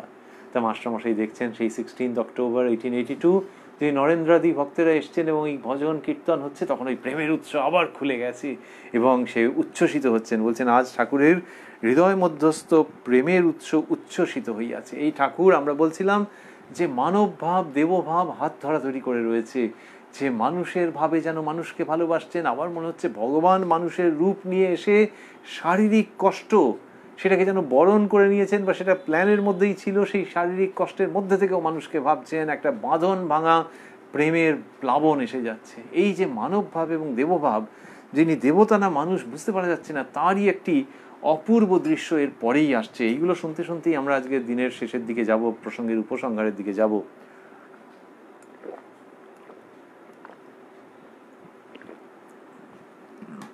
মাস্টারমশাই লিখছেন, রাত প্রায় 8টা, তথাপি প্রেমোন্মত্ত হইয়া একাকী বারান্দায় বিচরণ করিতেছেন। উত্তরের লম্বা বারান্দায় আসিয়াছেন ও দ্রুতপদে বারান্দার এক সীমা হইতে অন্য সীমা পর্যন্ত পাদচারণ করিতেছেন।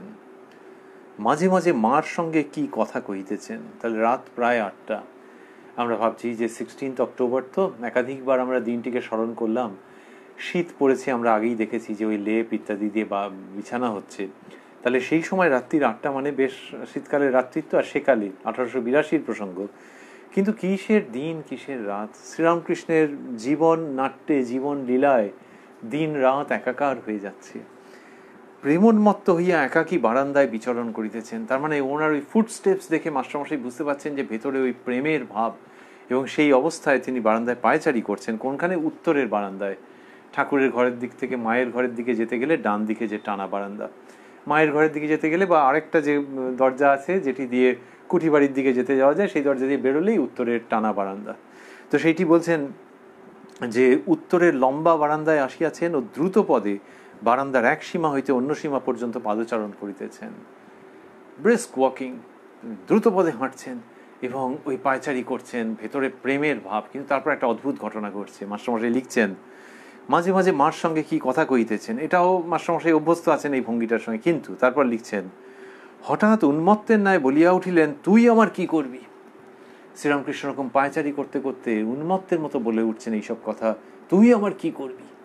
এ কাকে বলছেন, কি কারণে বলছেন? মাস্টারমশাই একটু ইঙ্গিত রাখছেন যে তার যেরকম মনে হয়েছে। লিখছেন, মা যার সহায় তার মায়া কি করিতে পারে, এই কথা কি বলিতেছেন। ওই বুদ্ধদেবের জীবনে এরকম আছে যে মায়ার অ্যাটাক, মারের অ্যাটাক যেন গ্রাস করতে চাইছে। সেরকম শ্রীরামকৃষ্ণ ওই মানব ভাব, যে তাকে যেন মায়া, জগতের মায়া যেন তাকে বদ্ধ করতে চাইছে। মেবি মাস্টারমশাই সেইভাবেই ইঙ্গিত দিচ্ছেন। বলছেন, মা যার সহায় তার মায়া কি করিতে পারে, যে what can Maya do to him or her, যে আর কিনা মা হচ্ছে যার সহায়। তো এইখান থেকে এরকম তীব্র রিয়াকশন আসতে পারে যে মায়া কোনোভাবে ওকে বশ করতে চাইছে, বুঝি কাবু করতে চাইছে। কিন্তু তিনি মায়ের সন্তান হিসেবে বিদ্রোহে, প্রতিবাদে, সংগ্রামে, জয়ের প্রত্যয়ে গর্জে উঠছেন, তুই আমার কি করবি। এইটা মাস্টারমশাই তার প্রত্যক্ষদর্শী। বলছেন, হঠাৎ উন্মত্তের ন্যায় বলিয়া উঠিলেন, তুই আমার কি করবি। এইরকম ঘটনা ঘটছে সেই রাত্রির বেলায়। মাস্টারমশাই সেটি দেখছেন। অদ্ভুত অদ্ভুত দৃশ্য যেরকমভাবে বলছেন, মনে হচ্ছে মাস্টারমশাই একাই দেখেছেন। কোথায় বসেছিলেন? হয়তো ঠাকুরের ঘরে বসেছিলেন, হয়তো ওই উত্তরের বারান্দারই এক কোণে বসেছিলেন, কোথায় বসছিলেন জানি না। কিন্তু দেখছেন ঠাকুর প্রেমোন্মত্ত। প্রেমোন্মত্ত বোঝার আরেকটা কারণ হচ্ছে মুখের ভাব। মুখের ভাব যে সেইখানে ওই পুরো ভালোবাসার ভাব ফুটে উঠছে। উন্মত্তের ন্যায় প্রেমের ভাবে আপ্লুত তিনি। সেই অবস্থায় হনহন করে পায়চারি করছেন, কিন্তু তার মাঝখানে এরকম চিৎকার করে উঠেছেন। তার মানে ওই মায়া তাকে বদ্ধ করতে চাইছে। মানব ভাবযুক্ত শ্রীরামকৃষ্ণ তাকে মায়াবদ্ধ করতে চাইছে, এবং তার ভেতর থেকে ওই সিংহ গর্জন আসছে। এই সিংহ গর্জন আবারও মানুষের কাছে বিরাট ভরসার জায়গা নিয়ে আসছে। যে মানুষ ভাবছেন যে আধ্যাত্মিকতা একটা আছে, আবার জগতের মায়াপাশ বলেও একটা আছে, সেখান থেকে কি মুক্ত হওয়া যায়, সেইখানে শ্রীরামকৃষ্ণের এই বীরত্ব ব্যঞ্জক উচ্চারণ তথা হুঙ্কার যেন মন্ত্রের শক্তি নিয়ে আবির্ভূত হয়। যেখানে দেখছি শ্রীরামকৃষ্ণ বলছেন, তুই আমার কি করবি। গানের মধ্যে আছে, ভয় দেখাস নে আমায় সমন, আছি আমি মায়ের কোলে। মানে মৃত্যু তোমার ওই রকম বিদঘুটে মুখ আমাকে প্লিজ দেখিও না, জাস্ট তুমি কিছু করতে পারবে না। ভয় দেখাস নে আমায় সমন, কেন? এটা একটা উৎকট আত্ম অহংকার নয়, এটা একটা বেপরোয়া আত্মবিশ্বাস নয়, এটা একটা দাম্ভিকতার গর্জন নয়, এটা হচ্ছে মায়ের প্রতি সারেন্ডারে এটা হচ্ছে। ভয় দেখাস নে আমায় সমন, আছি আমি মায়ের কোলে। আর শ্রীরামকৃষ্ণ বলছেন, তুই আমার কি করবি।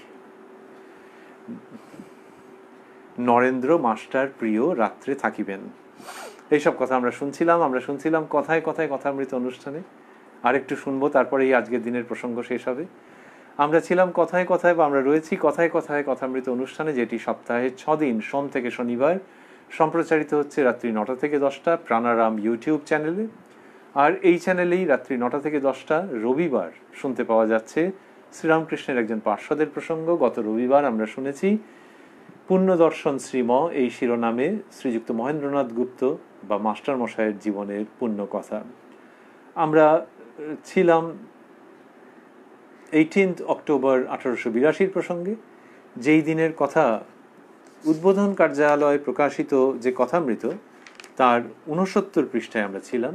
আরও থাকবো, এই দিনের প্রসঙ্গ আরও গড়াবে।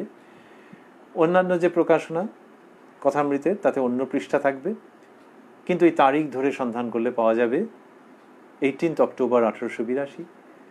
রাত্রি হব হব করছে, সেই রকম সময়তে ঘটনা এই কথাবার্তা হচ্ছে যে রাত্রি মানে একেবারে ডেড অফ নাইট নয়, রাত্রিবেলা তো একটু তাড়াতাড়ি খাওয়া দাওয়া হবে।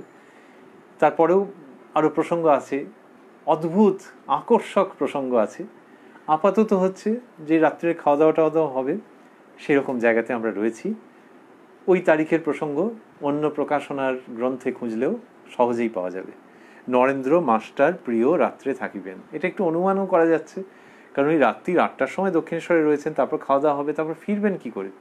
এখনকার দিনেই ধরা যাক লকডাউনের পরে যা হবে, আগেও হয়েছে, যে রাত্রির 8টার পর নর্থ ক্যালকাটার কোনো লোক দক্ষিণেশ্বর মন্দিরে যদি মন্দির কর্তৃপক্ষ আপত্তি নাও করেন, তাহলেও লোকে তখন থাকতে চায় কি আর ভাবে ব্যস্ত হয়ে যে তাড়াতাড়ি বাড়ি ফিরতে হবে। এই তো 8টা সাড়ে 8টা এইরকম দিকে গড়াচ্ছে আর কি, বোঝাই যাচ্ছে।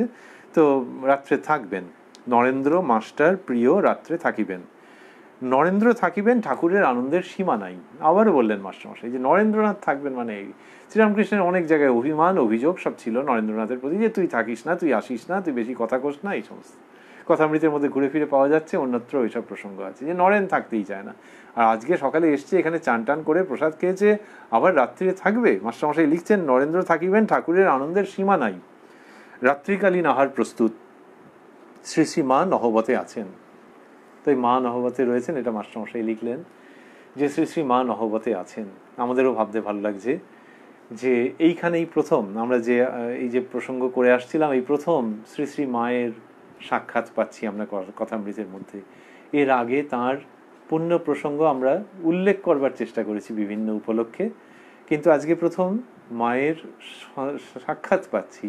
শ্রীরাম মাস্টারমশাই লিখলেন শ্রী শ্রী মা নহবতে আছেন। আমাদের বলতে ইচ্ছে করছে কথামৃততেও আছেন। ভারী ভালো লাগছে যে মা কথামৃততে রয়েছেন, সেই মা যাঁর আশীর্বাদে কথামৃতের সূচনা। মাস্টারমশাই কথামৃতের সূচনায় মায়ের সেই উক্তি, সেই পত্রের উল্লেখ করেছেন, যেটি বিখ্যাত পত্র। মা লিখছেন জয়রামবাটি থেকে 21 আষাঢ় 1304, বাবা জীবন তাহার নিকট যাহা শুনিয়াছিলে সেই কথাই সত্য। ইহাতে তোমার কোনো ভয় নাই। এক সময় তিনিই তোমার কাছে ওই সকল কথা রাখিয়াছিলেন, এক্ষণে আবশ্যক মতো তিনিই প্রকাশ করাইতেছেন। ওই সকল কথা ব্যক্ত না করিলে লোকের চৈতন্য হইবে নাই জানিবে। তোমার নিকট যে সমস্ত তাহার কথা আছে তাহা সবই সত্য। আমি একদিন তোমার মুখে শুনিয়া আমার বোধ হইল যে তিনিই ওই সমস্ত কথা বলিতেছেন। মাস্টারমশাই তো মাকে পড়ে শুনিয়েছিলেন, তো মা ওইটা শুনিয়েছিলেন আর বলছেন যে এক্ষণে আবশ্যক মতো তিনিই প্রকাশ করাইতেছেন। তো মায়ের ওই প্রসন্ন বদন, মায়ের চিঠি, মায়ের আশীর্বাদ, এই সবগুলি সূত্র ধরেই শ্রীরামকৃষ্ণের কথার আত্মপ্রকাশ শ্রী শ্রী রামকৃষ্ণ কথামৃত রূপে মাস্টারমশাইয়ের মাধ্যমে।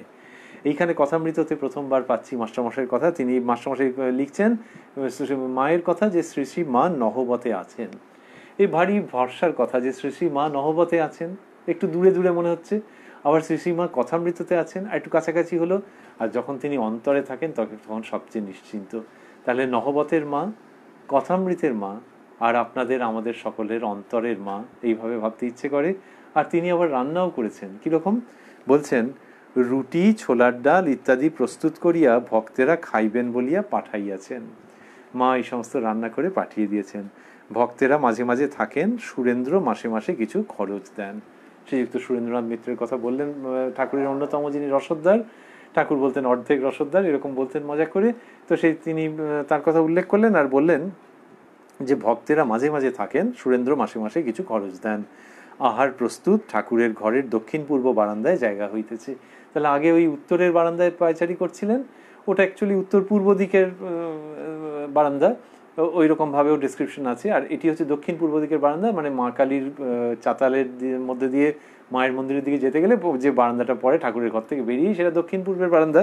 তা বলছেন যে আহার প্রস্তুত, ঠাকুরের ঘরের দক্ষিণ পূর্ব বারান্দায় জায়গা হইতেছে। আমরা আজকে এই পর্যন্তই পড়বো, আর শেষ করতে করতে ভাবছি যে কি সুন্দর যে এরকম সমস্ত ব্যবস্থাপনা হয়েছে। ঠাকুর শ্রীরামকৃষ্ণ রয়েছেন, মা নহবতে রয়েছেন, তিনি রান্না করে পাঠিয়ে দিয়েছেন, আর ভক্তেরা এই প্রসাদ পাবেন, খাওয়া দাওয়া করবেন, শ্রীরামকৃষ্ণ তার সেবা হবে, ভক্তেরা প্রসাদ পাবেন, এই সমস্ত হবে, এইসব প্রস্তুত। তা আর তার আগেও যা হচ্ছিল কি চমৎকার, এই সমস্ত ভজন হয়েছে, কীর্তন হয়েছে, এইসব গান হয়েছে। ঠাকুর প্রেমালিঙ্গন করেছেন নরেন্দ্রনাথকে, বলেছেন তুমি আমায় আজ যে আনন্দ দিলে, তুমি আজ আমায় যে আনন্দ দিলে, এসব বলেছেন। তারপরে উত্তরের বারান্দায় পায়চারি করেছেন, মায়াকে একেবারে স্তব্ধ করে দেওয়ার মতো পৌরুষ দৃপ্ত উচ্চারণ করেছেন, গর্জন করেছেন। আবার তারপরে দক্ষিণের বারান্দায় খাওয়া দাওয়া হবে, ঠাকুর সেখানে এসে উপস্থিত হয়েছেন। চমৎকার। শুধু একটুখানি কিরম যেন লাগছে, সেটা কোথায়? ওই যে বললেন যে রুটি, ছোলার ডাল ইত্যাদি প্রস্তুত করিয়া, এটা তো চমৎকার। তো আমরা সেই দিনে তো ছিলাম না বলেই মনে হয়, তো সেই জায়গাটা বাঙালি আর শ্রী শ্রী মা নিজের হাতে রুটি ছোলার ডাল করে দিয়েছেন, এ আমাদের ভাবতে ভালো লাগছে।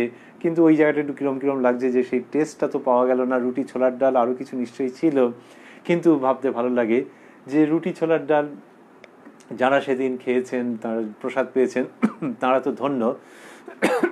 কিন্তু ঘ্রাণেন অর্ধভোজনং বলা হয়, তো সেটা ঘ্রাণের দ্বারা অর্ধভোজন, কিন্তু কথামৃতের দ্বারা পূর্ণ ভোজন বলে মনে হয়।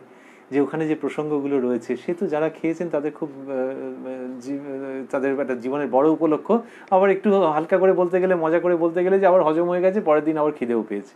কিন্তু আমরা যখন এসব প্রসঙ্গ শুনছি, শ্রী শ্রী মা পাঠিয়ে দিচ্ছেন, ঠাকুর উপস্থিত রয়েছেন, দক্ষিণের বারান্দায় সমস্ত ব্যবস্থা হয়েছে এবং সেখানে ভক্তেরা প্রসাদ পেয়েছেন, এই যে দৃশ্য, সেখানে খাবার দাবারের কথা রয়েছে, পরিবেশ রয়েছে, সমস্তটা মিলে আমাদের মনের মধ্যে পূর্ণ ভোজন হচ্ছে, তাতে কোনো সন্দেহ নেই।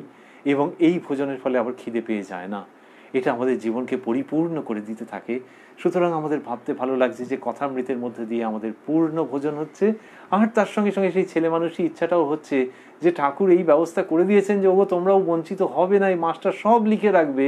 অতএব আমাদের মনে মনে ভাবতে ইচ্ছে করছে যে সেই দক্ষিণের বারান্দায় আমরাও বসে আছি, সেইখানে সমস্ত বন্দোবস্ত হয়েছে, ঠাকুর রয়েছেন, মায়ের আশীর্বাদ রয়েছে, মায়ের উপস্থিতি রয়েছে। একরকম ভাবতে ইচ্ছে করে যে তিনি নহবতে রয়েছেন, কিন্তু মনটা এদিকে পড়ে রয়েছে। সুতরাং ঠাকুর রয়েছেন, মা রয়েছেন, দক্ষিণের বারান্দায় কথামৃতের দাক্ষিণ্যে আমরাও উপস্থিত রয়েছি, এবং ঠাকুর শ্রীরামকৃষ্ণের প্রসাদ পেয়ে আমরাও জীবন ধন্য করব, চরিতার্থ করব, সেই অপেক্ষায় রয়েছি। সেই অপেক্ষাতেই থাকবো, সেই পূর্ণ প্রসঙ্গের মধ্যেই আমরা থাকবো, এবং এই কথায় কথায় কথামৃতের মধ্যে থাকবো। এবং আবারও আপনাদের সঙ্গে দেখা হবে আগামীকাল রাত্রি ঠিক 9টায় এই অনুষ্ঠানে, এই প্রাণারাম ইউটিউব চ্যানেলে। ওং নিরঞ্জনং নিত্যম অনন্ত রূপং ভক্তানুকম্পাধৃত বিগ্রহং বৈ ঈশাবতারং পরমেশমিড্যং তং রামকৃষ্ণং শিরসা নমামঃ।